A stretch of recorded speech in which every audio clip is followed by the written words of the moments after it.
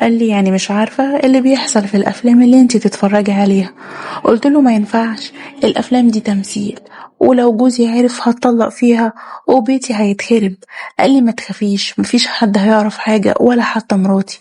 وراح مقرب عليا واخدني في حضنه وفضل يحضن فيا كتير قوي. صاحبة القصة بتقول: أنا اسمي ياسمين وعندي 24 سنة، عايشة في قرية في محافظة الشرقية في مصر. اتجوزت كده من حوالي 4 سنين. من صغري وأنا مليش أي اختلاط بحد ولا حتى عندي صحاب. اتجوزت واحد اسمه عامر، وعامر ده أكبر مني ب8 سنين. حياتنا كانت مستقرة وكلنا كنا قاعدين في بيت عيلة واحد.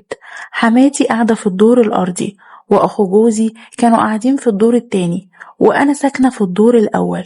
أنا جوزي بينزل الفجر علشان يروح الشغل بتاعه، وهو شغال في مصنع بتاع ملابس بس في القاهرة، فبيضطر إن هو يسافر كل يوم الصبح وبيمشي بدري على الساعة 5 الفجر كده، وبيرجع لنا على الساعة 9 بالليل. ولحد دلوقتي بعد 4 سنين جواز، لحد دلوقتي ربنا ما رزقناش يعني بأولاد. وبصراحة يعني الحالة على قدها، فمعناش فلوس نجري للدكاترة والكلام ده، وراضية بقضاء الله وبقول الحمد لله ربنا كاتب لي كده. يعني وأول طبعا ما جوزي بينزل يروح الشغل بتاعه، أنا بصحى برتب شقتي، بشوف ايه اللي ناقصها، ولو في حاجات بنزل اشتريها من السوق. يعني بظبط الدنيا قبل ما انزل عند حماتي. وبعد ما بظبط حاجتي، يعني الشقة بشوف حاجة ناقصاها، يعني بنزل عند حماتي كده الصبح، أنا وسلفتي بنساعدها في البيت بتاعها وكده، علشان طبعا هي ست كبيرة، فكل حاجة بنعملها لها. بنروح شقتها ونعمل الأكل وكل حاجة. سلفتي دي عندها 33 سنة، متجوزة أخو جوزي الكبير. هما 2 صبيان. أخو جوزي الكبير كل شغله إن هو شغال في الأرض بتاعتهم وبس، وما بيعملش أي حاجة تانية. هما عندهم أرض كبيرة وهو اللي ماسكها، وهو اللي بيزرع فيها كل حاجة وبيعمل كل حاجة. وهو عنده حوالي 40 سنة. ومن كتر ما قعدتي مع سلفتي عند حماتي يعني كل يوم، بقينا خلاص واخدين على بعض قوي، وبقينا نقول لبعض كل حاجة، يعني اتصاحبنا على بعض قوي. بس ساعات كنت بلاحظ منها حاجات كده ما كنتش بحبها. كانت دايما بتسألني أسئلة جريئة قوي. يعني مثلا تقولي هو جوزك عامل معاكي ايه، فبقول لها يعني ايه؟ يعني ايه عامل ايه معايا؟ تقولي هو انتي هتستعبطي؟ يعني مش عارفة انا بقول ايه. بقول لها والله انا مش فاهمة. تقولي يعني عامل معاكي ايه في العلاقة وكده. انا بصراحة مش ببقى عارفة اقول لها ايه ولا عارفة ارد عليها اقول لها ايه، فبقول لها الحمد لله وبسكت. فبلاقيها تقولي بس انا حاسة ان انتي كده مش مرتاحة. فبقول لها انتي ليه بتقولي كده؟ بتقولي قالت والله انا ده احساسي واحساسي بيقولي كده. فبقول لها الحمد لله انا كويسة. وبصراحة انا مؤخرا بقيت بستغرب الاسئلة بتاعتها عن الموضوع ده، بس يعني ما كنتش بركز معاها قوي، لحد ما في يوم من الأيام لقيتها بتسألني سؤال تاني. السؤال ده غير حياتي كلها وشقلبها، وخلاني واحدة تانية خالص غير بتاعت زمان اللي أنا أعرفها. لقيتها بتقولي هو انتي شفتي أفلام قبل كده؟ قلت لها أفلام ايه؟ قالت لي انتي هتستعبطي، هو في واحدة في سنك ما شافتش أفلام؟ قلت لها والله ما اعرف انتي بتتكلمي عن ايه أصلا. قالت لي طيب يا ستي، يومين كده وهفرجك على حاجة، بس لما نقعد لوحدنا. فانا بصراحة استغربتها قوي، قلت لها خلاص ماشي. وبعد ما طلعت البيت عندي فوق، يعني طلعت شقتي، قعدت افكر افلام ايه اللي انا متفرجتش عليها لحد دلوقتي وانا ما شفتهاش. مش فاهمة، انا اصلا يعني كنت عايشة في بيت اساسا يعني ما كانش فيه تلفزيون اصلا، وحتى يعني جوزي لسه جايب لي الموبايل من حوالي مثلا شهرين كده. انا ما كانش معايا تليفون حديث خالص، اللي هو التليفون بكاميرا واللي بتسجل فيه فيديوهات والكلام ده. وبعد يومين كده نزلنا طبعا تحت عند حماتي الصبح، بعد لما روقت الشقة بتاعتي. وحماتي ساعتها كانت نايمة في الوقت ده، لأن هي ست كبيرة طبعا وعندها حاجة و60 سنة، فبتبقى لسه صاحية كده على الساعة 12 الظهر. فلقيت سلفتي بتقولي يلا بينا، فبقول لها يلا بينا. يلا بينا ايه؟ قالت لي تعالي علشان هفرجك على حاجة مهمة. قلت لها ماشي. فقالت لي تعالي. كنا ساعتها طبعا احنا قاعدين في الصالة، لقيتها راحت قايمة وداخلة أوضة النوم وندهت عليا. فدخلت لها، قالت لي اقفلي الباب وراكي. قفلت الباب لقيتها بتقولي طفي النور. قلت لها طب هنطفي النور ليه؟ قالت لي يعني مش فاهمة. قالت لي اسمعي بس كلامي وملكيش دعوة. فانا رحت طفيت النور، بس كنت مستغرباها، وكان النور بتاع الموبايل بتاعها عامل إضاءة كده خفيفة في الأوضة. قالت لي تعالي اقعدي جنبي على السرير. رحت فعلا قاعدة جنبها وهي كانت ماسكة الموبايل. راحت مشغلة لينا فيديو وانا قاعدة جنبها. قصة الفيديو ان كان في واحدة قاعدة في البيت مع جوزها وبتشتكي ان ضرسها تعبها. طبعا الفيديو كان بالانجليزي بس ده اللي فهمته من الفيديو. وقالت لجوزها ان هي عاوزة تروح للدكتور. المهم جوزها اخدها ووداها للدكتور وكانوا متأخرين جدا، يعني كانوا هم اخر ناس في العيادة. ولما جه الدكتور بتاعها وجه الدور بتاعها دخلوا هما الاتنين للدكتور. بس واضح كده ان اول ما دخلت للدكتور الدكتور شافها وبصلها كده من تحت لفوق، يعني عجبته قوي وفضل يبص عليها جامد. وبعدين الدكتور راح طالب من جوزها طلب غريب، قاله انت تستناني برا لحد ما اخلص. وفعلا جوزها خرج وهي مديت على الكرسي بتاع الدكتور اللي هو بتاع الاسنان ده، وكان في ستارة بيضة كده ورا الكرسي بتاع الدكتور، يعني لما بيشدها او بيفردها عشان لو اي حد فتح باب العيادة من بره ما يشوفش المريض. المهم بعد ما شد الستارة كده راح مقرب من بقها وفضل يبص عليها ويبص على اسنانها، وفضل يمشي ايده على رقبتها وقرب منها. وانا اول ما شفت كده قلبي فضل يدق جامد، وكان كل ما يلمس حاجة في جسمها انا كنت جسمي كان بيتنفض، لحد ما شفت كل حاجة حصلت بينه وبينها. كنت لأول مرة في حياتي أشوف فيلم حاجة زي كده، أعصابي كلها تعبت جدا. بعد ما الفيلم خلص هو كان حوالي 9 دقايق، ولقيت سلفتي بتقولي ها ايه رأيك؟ قلت لها انتي فظيعة، انتي جبتي الحاجات دي منين؟ قالت لي وانتي مالك بقى؟ قلت لها انا اعصابي سايبة ومش قادرة، بس من ساعة ما شفت الفيلم ده وهو علق في دماغي قوي، وبقيت كل يومين 3 انا اللي اطلب منها واسألها لو جايبة حاجة تانية او فيلم تاني اي حاجة تجيبها نتفرج عليها. وبقيت اتفرج معاها تقريبا لمدة 4 شهور، وبقيت مستمتعة جدا بالموضوع ده لدرجة اني حسيت اني ادمنت حاجة زي كده. لحد ما جه اليوم المشؤوم ونزلت عند حماتي، لكن لقيتها ما نزلتش. فاتصلت بيها لقيت سلفتي كنسلت عليا. قلت بقى يبقى اكيد مشغولة في حاجة.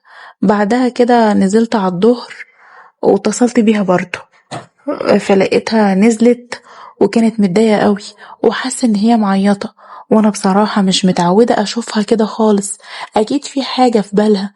فبسألها ايه مالك يا بنتي، وايه اللي اخرك كده؟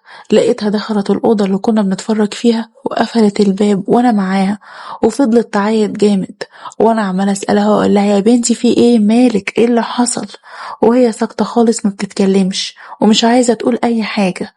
فين وفين لما بدأت تتكلم وقلت لها ها احكيلي ايه اللي حصل. لقيتها بتقولي على فكرة جوزي عرف كل حاجة. قلت لها يا لهوي، عارف كل حاجة ازاي؟ مش فاهمة. قالت لي مسك التليفون وشاف كل حاجة، شاف الفيديوهات والأفلام اللي كنا بنتفرج عليها، وصحاني من النوم وفضل يضرب فيا وكان هيطلقني، وفضل يقول لي مين اللي شاف الحاجات دي وجبتيها منين وازاي. قلت له جبتها من على النت. ومن كتر ما هو عمال يضرب فيا علشان يهدى شوية قلت له ان انتي كمان بتتفرجي معايا. قلت لها ايه؟ ليه قلتي كده؟ حرام عليكي. قالت لي ما هو مش عايز يبطل ضرب فيا، ففكرت ان انا اقوله على حاجة تشغله عني ويهدى شوية. قلت لها يا ستي ربنا يسامحك. وقال لك ايه بقى لما انتي قلتي له كده؟ قالت لي راح بطل ضرب فيا وراح داخل البلكونة وما بقاش يتكلم معايا، مش عارفة هو ناوي يعمل معايا ايه. قلت لها انا خايفة بقى، خايفة لا يقول له جوزي حرام عليكي. المهم بعد يومين كنت انا عند حماتي ولقيت جوز سلفتي ده عمال يبصلي كده بصات غريبة. سلفتي ساعتها كانت فوق في شقتها، ولقيت جوز سلفتي راح نده علي وقال لي انا عرفت اللي حصل بينك وبين مراتي. قلت له عرفت ايه؟ مش فاهمة. قال لي: يا سلام، يعني انتي عارفة كويس اللي حصل؟ قلت له: لا، انا مش عارفة حاجة. وبينت فعلا ان انا ما عملتش حاجة. وقلت له: مالك، في ايه؟ انت بتتعامل معايا كده ليه؟ قال لي: طب كويس كويس قوي. تصدقي بقى ان انا غلطان ان انا كلمتك؟ بس لما جوزك يرجع من الشغل انا هقوله على كل حاجة وهعرفه على كل حاجة. وراح خارج من الشقة وقفل الباب وراه. وانا بقيت مرعوبة ومش عارفة اعمل ايه وخايفة فعلا لا يروح ويقول لجوزي، وجوزي ساعتها هيطلقني. ولا لو اهلي عرفوا حاجة زي دي تبقى مصيبة. رحت فاتحة باب الشقة ورحت خارجة جاري وراه. لقيته طالع على السلم بسرعة. رحت طالعة وراه وقفت قدامه وقلت له: ابوس رجلك ما تقولش حاجة. انا والله اول مرة في حياتي اشوف حاجة زي دي او اعمل حاجة غلط. قال لي: طيب انزلي وهنبقى نشوف الموضوع ده بعدين. وبعدها بحوالي ساعتين سلفتي نزلت عند حماتي ورحت حكيت لها على اللي حصل لي من جوزها. وقالت لي: هو فعلا كان ناوي يقول لجوزك. قلت لها: طيب علشان خاطري، علشان خاطري بالله عليكي كلميه ان هو ما يقولش حاجة لجوزي. اطلعي له دلوقتي وقولوا له ما يقولوش حاجة. وفضلت اتحايل على على سلفتي علشان تخلي جوزها ما يقولش لجوزي. وطبعا فعلا طلعت له وقالت لجوزها ان هو ما يعرفش جوزي بحاجة.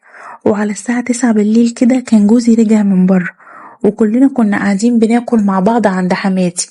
واخو جوزي كان كل شوية عمال يبصلي وانا ساعتها مرعوبة لحد ما خلصنا الاكل.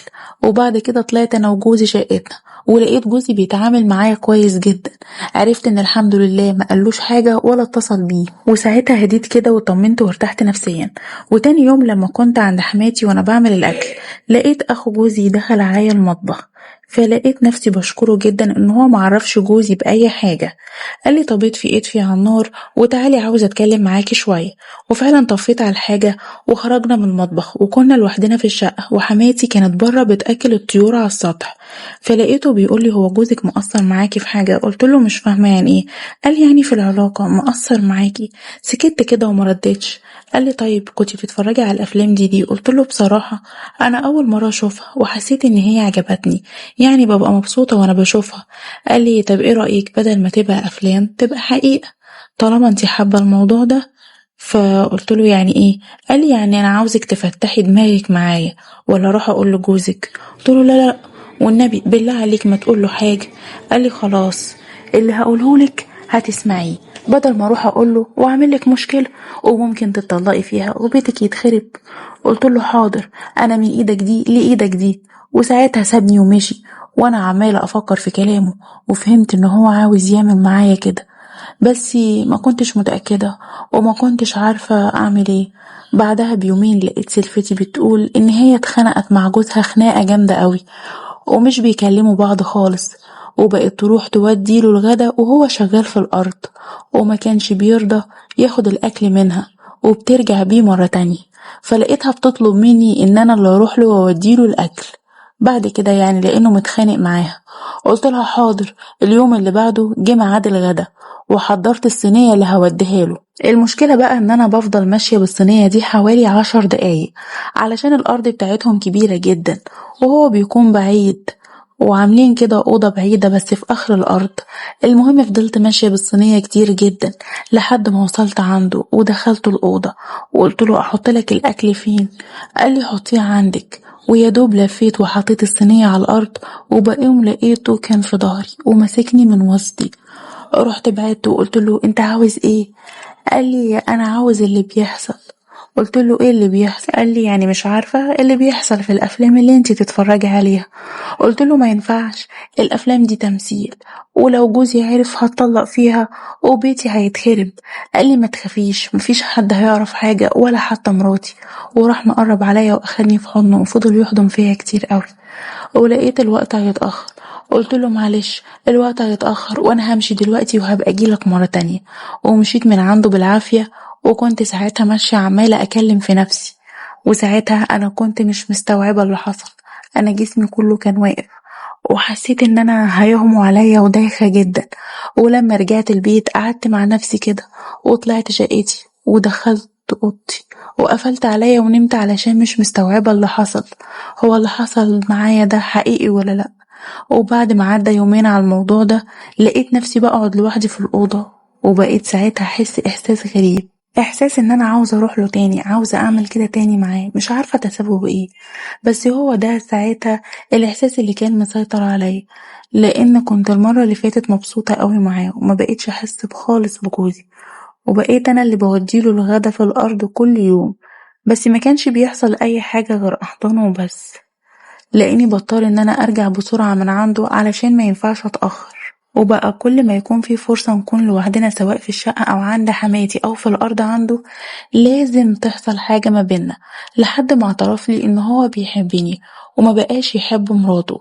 وأنا كمان اعترفت له إن أنا بحبه قوي وبحب كده معاه وبكون مبسوطة جدا وأنا معاه، لحد ما في يوم قالي إن هو هيودي مراته عند أهلها يومين، لأن هي بقالها فترة مش راحت لهم، وانتي أول ما جوزك يروح الشغل ما تنزليش، خليكي عندك او تجيلي الشقة عندي علشان ناخد راحتنا. قلت له ماشي. وبعد ما سلفتي مشيت، تاني يوم الصبح اول ما جوزي نزل على شغله، رحت لابسة قميص حلو كده تحت العباية، ورحت متصلة بيه الاول وقلت له اجيلك. قال لي يلا انا مستنيكي. فروحت نزلت وفتحت برضه الشقة ودخلت، ورحت داخلة اوضة النوم وقال لي تعالي. رحت داخلة وراه وهو شال العباية بتاعتي وشافني اتجنن، حس ان هو طاير من الفرحة، وحصلت بينا كل حاجة وكأننا متجوزين بالظبط. فضل معايا حوالي نص ساعة وانا حاسة اني اول مرة اعيش الاحساس ده، وقلت له انا زي ما يكون اول مرة اتجوز. قلت له انت من النهاردة هتبقى جوزي.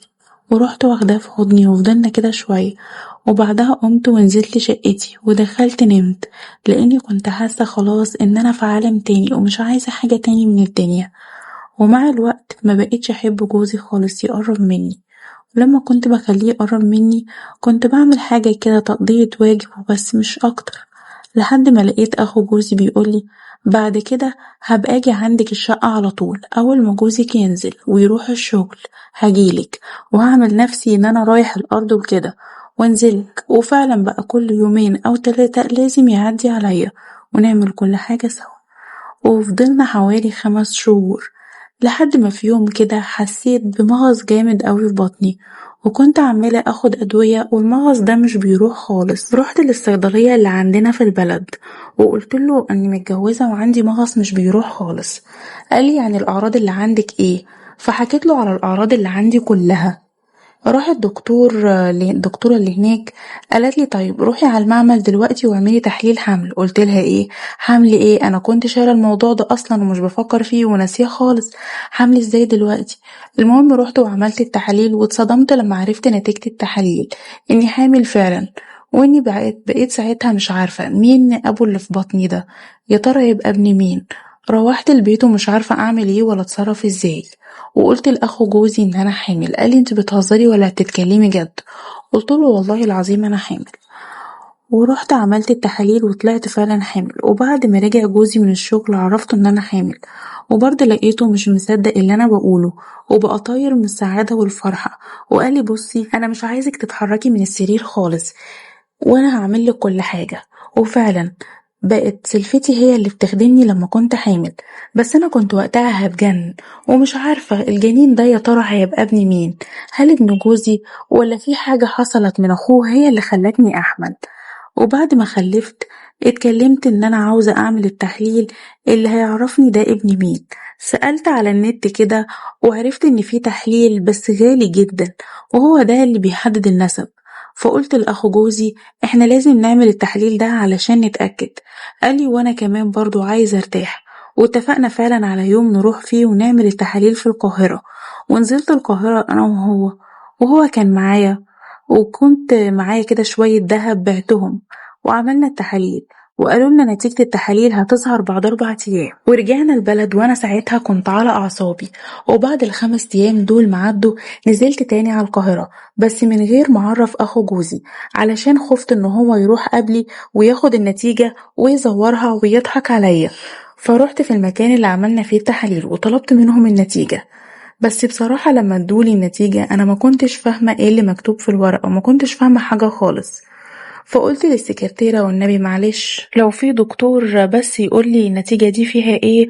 وفعلا ندهت لي على حد من جوه دكتور جالي علشان يعرفني على النتيجة وكده، وقال لي النتيجة دي ملهاش علاقة بالشخص اللي جه معاكي علشان تعملي تحليل الطفل. قلت له يعني الاتنين ملهمش علاقة ببعض؟